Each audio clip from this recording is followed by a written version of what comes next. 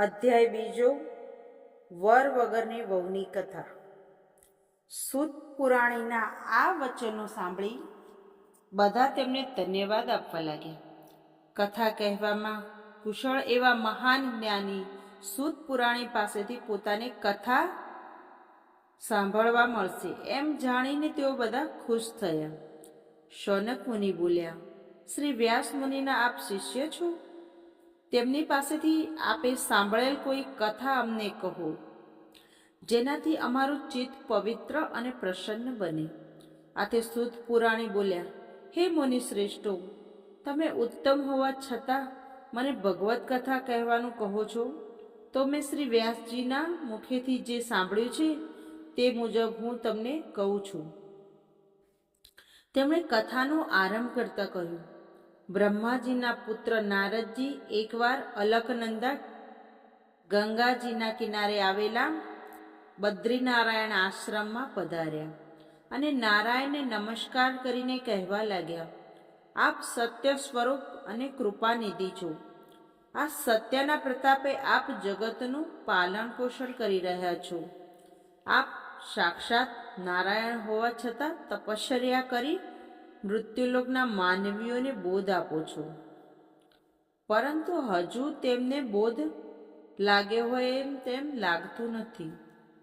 હું મૃત્યુલોકથી આવું છું. ત્યાં મેં બધા માનવીઓને મોહ માયામાં ફસાયેલા અને અસત્ય બોલતા જોયા છે. તો આપ એવી કોઈ કથા કે વ્રત સંભળાવો જેથી મૃત્યુલોકના સર્વ માનવનું કલ્યાણ થાય. નારદજીના આવા વચન સાંભળી ભગવાન નારાયણ જગતને પવિત્ર કરે એવી કલ્યાણકારી કથા કહેવા લાગ્યા. વૃંદાવનવાસી વલ્લભ ભગવાન શ્રી કૃષ્ણને પવિત્ર લીલાઓનું શ્રવણ કરવાથી સંસાર અને આત્માના બધા દુઃખો કષ્ટો દૂર થાય છે. હું તેમને પુરુષોત્તમ ભગવાનની પવિત્ર કથા સંભળાવું છું, તે તું સાંભળ. આ પુરુષોત્તમ માસની કથા સાંભળવાથી દુઃખ, દારિદ્ર અને શારીરિક સંતાપો નષ્ટ થઈ જાય છે અને તે મોક્ષનો અધિકારી બને છે. આથી નારદે તેમને પૂછ્યું, હે પ્રભુ, આ પુરુષોત્તમ માસ કયો માસ છે? તેનું માતમ શું છે? તેના અધિષ્ઠાતા દેવ કોણ છે?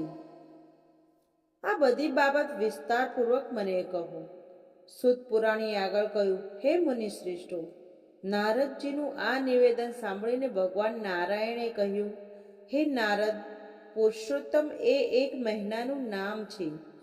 તેના અધિષ્ઠાતા પુરુષોત્તમ ભગવાન હોવાથી આ માસનું નામ શ્રી પુરુષોત્તમ માસ પડ્યું છે.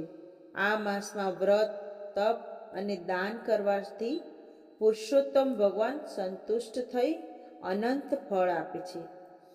નારદજીએ વધુ માહિતી મેળવવાના હેતુથી આગળ પૂછ્યું, કયા મહિનાને પુરુષોત્તમ માસ કહેવામાં આવે છે? આ માસમાં વ્રત, તપ અને ઉપવાસ કેવી રીતે કરવા? આ વ્રત કરનારને શું ફળ મળે? જગતમાં દુઃખોનો પાર નથી. હું તેમાંથી તેઓને શાંતિ અને દિલાસો મળે તેવો સરળ ઉપાય સૂચવવા વિનંતી કરું છું. સૂત પુરાણી આગળ બોલ્યા, હે મુનિ શ્રેષ્ઠો, નારદજીની આ વિનંતીથી સાંભળીને ભગવાન નારાયણે મૃત્યુલોકના માનવીઓ પર કૃપા કરીને પવિત્ર પુરુષોત્તમ માસના મહાત્મ્યની કથા કહેવી શરૂ કરી. તે કથા જ તમારી સમક્ષ હું રજૂ કરીશ. શ્રી બૃહશારદીય પુરાણના આ પુરુષોત્તમ મહાત્મ્યનો શ્રી નારદજીનો પ્રશ્ન નામનો બીજો અધ્યાય સંપૂર્ણ. હવે પુરુષોત્તમ માસની પાવન કથા વાંચીએ. વર વગરની વહુ. વર વગર વહુની કથા. એક ગામમાં બ્રાહ્મણ અને બ્રાહ્મણી રહેતા હતા. તેઓ પૈસે ટકે સુખી હતા. પ્રૌઢ ઉંમરે પહોંચ્યા હતા. બધી વાતનું તેઓને સુખ હતું, પણ એક વાતથી તેઓ દુઃખી રહેતા હતા. તે દુઃખ હતું નિસંતાનપણું. તેઓ પરણ્યા ત્યારથી સંતાન માટે વલખા મારી રહ્યા હતા, પણ ઈશ્વર તેમની સામે જોતો ન હતો. હવે ઉંમરે પહોંચ્યા પછી તેમણે સંતાનની આશા છોડી દીધી હતી. હવે તો તેઓ પ્રભુ પારાયણ ધાર્મિક કાર્યોમાં સમય ગાળતા હતા. એવામાં પવિત્ર પુરુષોત્તમ માસ આવ્યો. આથી બ્રાહ્મણ અને બ્રાહ્મણીએ પુરુષોત્તમ માસ નાહવાનો અને ધર્મ ધ્યાનમાં ગાળવાનો સંકલ્પ કર્યો. પુરુષોત્તમ માસ શરૂ થતાં તેઓએ વ્રત ચાલુ કર્યું. સવારે વહેલા ઉઠી બ્રાહ્મણ અને બ્રાહ્મણી બધા સાથે નદીએ નાહવા જતા. આખો દિવસ નામ જપ કરતા અને રાત્રે ભૂમિ ઉપર પથારી કરી સૂઈ જતા. બ્રાહ્મણ બ્રાહ્મણી પ્રૌઢ હતા, પણ ઘરમાં કામ કરનાર કોઈ નહીં, તેથી ઘરનું બધું જ કામ બ્રાહ્મણીને જ કરવું પડતું હતું. તેઓ થાકી જતા. ઉપરાંત ઘરકામમાં પુરુષોત્તમ ભગવાનની ભક્તિ કરવાનો સમય બહુ ઓછો મળતો, તેથી બ્રાહ્મણીનું દિલ દુભાતું હતું. એક દિવસ તેને વિચાર આવ્યો કે જો અમારી દીકરી હોત તો વહુ આવત, તે ઘરનું કામ કરતી અને પ્રભુનું ભજન કરતા. આ વિચાર તેને બ્રાહ્મણ સમક્ષ મૂક્યો. જુઓ, આ તો ધર્મ ધ્યાનનો મહિમા છે, અને મારો તો બધો વખત ઘરકામમાં જાય છે. ઘરમાં વહુ હોત તો કેવું સારું. એ રાંધે, ઘરકામ કરે અને આપણે નિરાંતે ભગવાનનું ભજન કરીએ. બ્રાહ્મણ આ વાત સાંભળી હસવા લાગ્યો. તે બોલ્યો, તું જાણે છે કે આપણે દીકરો નથી, પછી વહુ ક્યાંથી આવે? બ્રાહ્મણીએ કહ્યું, હા, હું જાણું છું કે આપણને દીકરો નથી. દીકરો હોત તો વહુ આવવાની જ છે ને. પણ દીકરો ન હોય તો વહુ આવે એવું કંઈક કરો. વગર દીકરે વહુ લાવો તો ખરા. બ્રાહ્મણીની આ વાત સાંભળી બ્રાહ્મણ મૂંઝવણમાં મુકાઈ ગયો. તેને કંઈ સૂઝતું નહોતું. આથી બ્રાહ્મણી બોલી, હું તમને એક માર્ગ દેખાડું.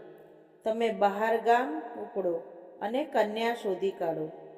કન્યા મા બાપને પૂછે તો કહી દેવાનું કે દીકરો કાશી ભણવા ગયો છે, સાથે વેદ પાઠ લેતા જાઓ, અને કોઈ કન્યા આપવા તૈયાર હોય તો આ વેદ પાઠ સાથે તે કન્યાના ફેરા ફેરવી તમારી સાથે લેતા આવજો, અને કહેજો કે ચોથો ફેરો અમારો દીકરો કાશીએથી આવશે ત્યારે ફેરવી લઈશું. બ્રાહ્મણ બ્રાહ્મણીની વાત સાંભળી ડઘાઈ ગયું. તે પણ મનોમન વિચારવા લાગ્યો. બ્રાહ્મણી બોલી, જેવી ભગવાનની ઈચ્છા. એકવાર કામ તો પાર પાડો, પછી જેવી હરિની ઈચ્છા.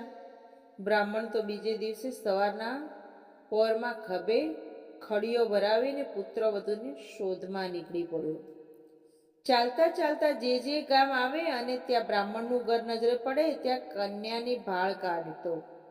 આમ ફરતા ફરતા એક ગામમાં એક ગોર મહારાજના ઘરમાં રૂપાળી કન્યા તેના જોવામાં આવી. એ કન્યાને જોઈને બ્રાહ્મણની આંખો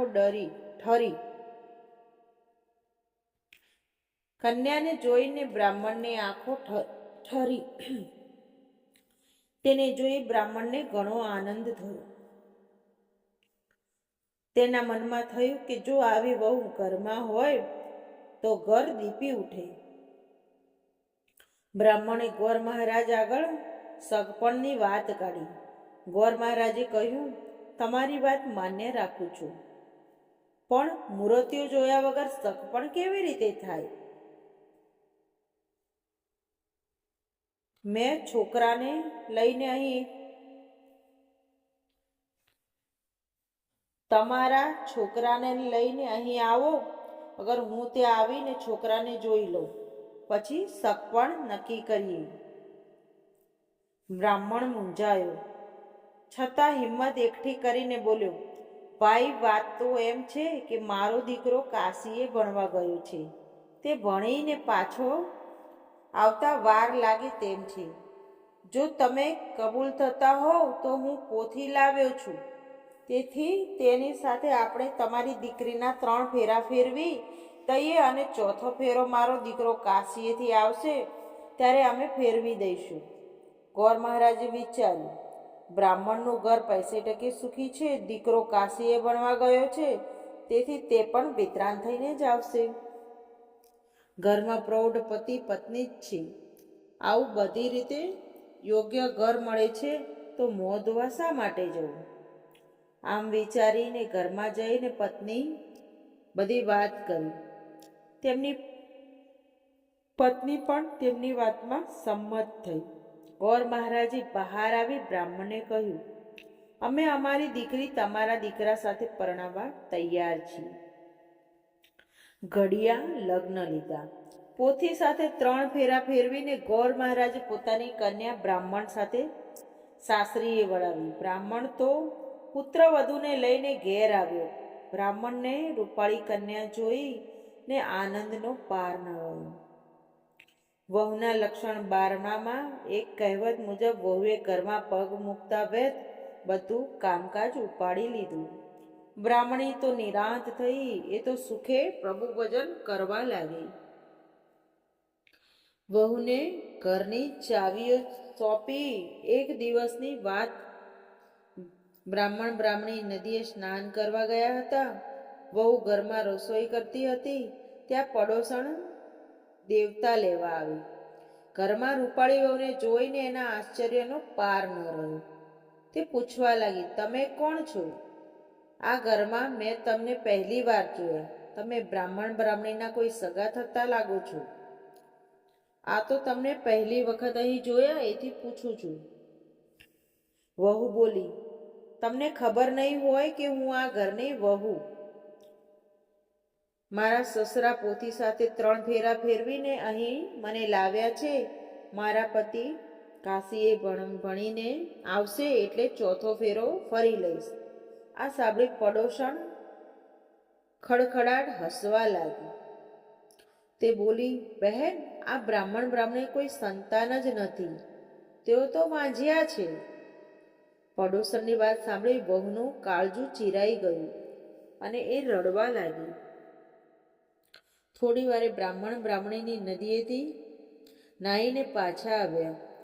વહુને રડતી જોઈ બ્રાહ્મણી પૂછવા લાગી, દીકરી, તું શા માટે રડે છે? જવાબમાં વહુએ પડોસણે કહેલી વાત કરી. વહુની વાત સાંભળી બ્રાહ્મણી ચોંકી ગઈ. છતાં બ્રાહ્મણીએ હિંમત રાખી વહુને માથે હાથ મૂકી આશ્વાસન આપતા કહ્યું, વહુ, અમે પૈસાવાળા છીએ એટલે અદેખા લોકો અમારે માટે ગમે તેમ બોલે છે. તેઓ અમારું સુખ શાંતિ સાંખી શકતા નથી, તેથી અમારી નિંદા કરે છે. તું વિચાર કરને, કોઈ દીકરા વગર વહુ લાવે ખરા? મારા 7 ઓરડા અને 3 માળવાળી હવેલી છે. ભોગવનાર મારો જુવાન ચોદ દીકરો છે. વળી તે એટલો બધો રૂપાળો અને તેજસ્વી છે કે તેને જોતા જ આંખો અંજાઈ જાય. તેને જોઈને તું કહી શકે, જેણે 5 આંગળીએ ભગવાનને પૂજ્યા હોય તેને આવો વર મળે.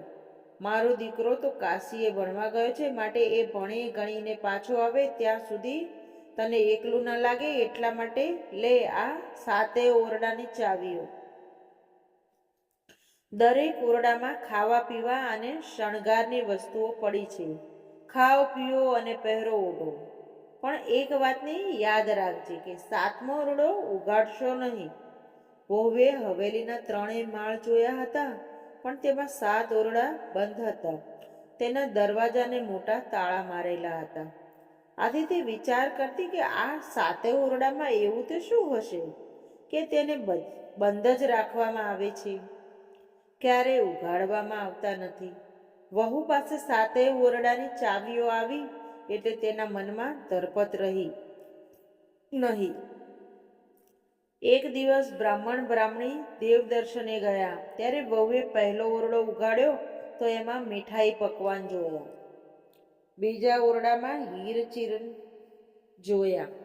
ત્રીજામાં 16 શણગારના સાધનો જોયા. આમ દરેક ઓરડામાં સમૃદ્ધિની છોડ ઉડતી જોઈ. પછી વહુને 7મા ઓરડો જોવાની એટલી જિજ્ઞાસા થઈ કે તેણે સાસુની આજ્ઞાનો ભંગ કરીને 7મો ઓરડો ઉઘાડ્યો. ઓરડામાં પગ મૂકતા જ એ થીજી ગઈ. ઓરડાની વચ્ચે એક દિવ્ય તેજવાળો યુવાન દીવાના અજવાળે પોથી વાંચી રહ્યો હતો. આખા ઓરડામાં સુવાસ પ્રસરેલી હતી. તો આ જોઈને સ્તબ્ધ થઈ યુવાનને જોવા લાગી. તે ઉંબરામાં જ ઊભી રહી ગઈ. તેની ઓરડામાં જવાની હિંમત ન ચાલી. બારણું ઉઘાડવાનો અવાજ સાંભળી યુવાને બારણા તરફ દૃષ્ટિ કરી અને બોલ્યો, તમે બારણું કેમ ઉગાડ્યું? બારણું બંધ કરી દો. મારા માતા પિતાનું પુરુષોત્તમ માસનું વ્રત તૂટશે. વેદનો પાઠ અધૂરો રહેશે. તમે પોથી સાથે 3 ફેરા ફર્યા એ હું જાણું છું. વ્રત પૂર્ણ થયા પછી 4થો ફેરો હું ફરીશ. વહુની આંખમાં હર્ષના આંસુ આવી ગયા. તેને તરત બારણું બંધ કર્યું. જ્યારે તેના સાસુ સસરા મંદિરેથી દર્શન કરીને પાછા ઘેર આવ્યા ત્યારે તે ઠાવકી થઈને અનાજ સાફ કરી રહી હતી. તેણે સાસુ સસરાને જમવા બેસાડી દીધા અને પોતે પણ જમી લીધું. પરંતુ પોતે આજ્ઞાનો ભંગ કરીને 7મો ઓરડો ઉગાડ્યો હતો તે વાત કોઈને ન કરી હવે તે સારી રીતે સાસુ સસરાની સેવા ચાકરી કરતી હતી અને દરરોજ પ્રેમથી તેઓને જમાડતી હતી. ન આમ ને ન આમ પુરુષોત્તમ માસ પૂર્ણ થયો. હવે વ્રતના ઉજવણા થવા માંડ્યા. બ્રાહ્મણ બ્રાહ્મણીએ પણ સારી રીતે વ્રતનું ઉજવણું કર્યું. વહુને થયું કે હવે મારા પતિ માટે સાસુ સસરાને પૂછું.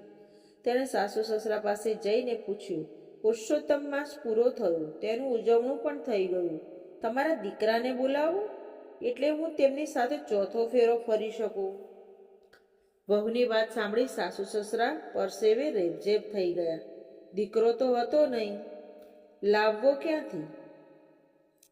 તેમની લાજ પુરુષોત્તમ ભગવાન સિવાય કોઈ રાખે તેમ નહોતું.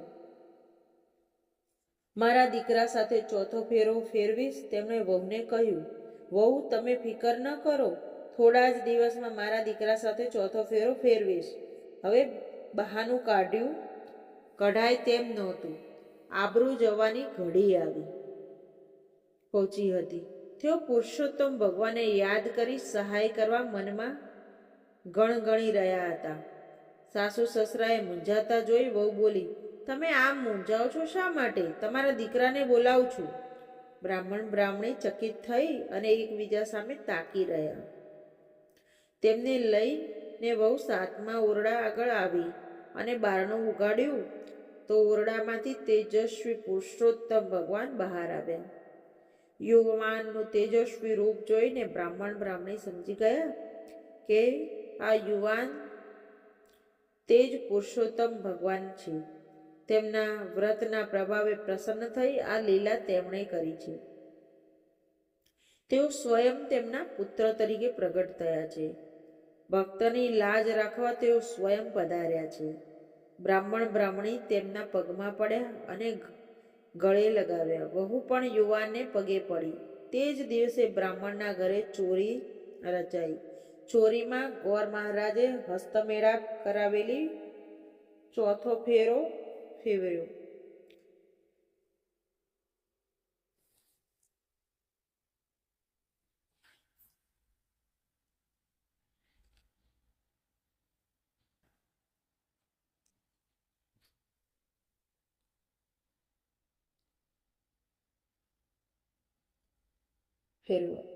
આમ લગ્ન વિધિ પૂર્ણ થતાં વહુ હર્ષગેલી બની ગઈ.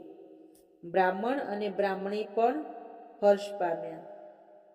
તેમને તો પુરુષોત્તમ માસના વ્રતના પ્રતાપે તેમની લાજ રહી અને વગર દીકરે વહુ આવી. હે પુરુષોત્તમ ભગવાન, જેવા તમે બ્રાહ્મણ બ્રાહ્મણીને ફળ્યા, પુરુષોત્તમ માસનું વ્રત કરનાર, નાહનાર તેમજ કથા વાંચનાર અને સાંભળનાર સૌને ફળજો. બોલો શ્રી પુરુષોત્તમ ભગવાનની જય.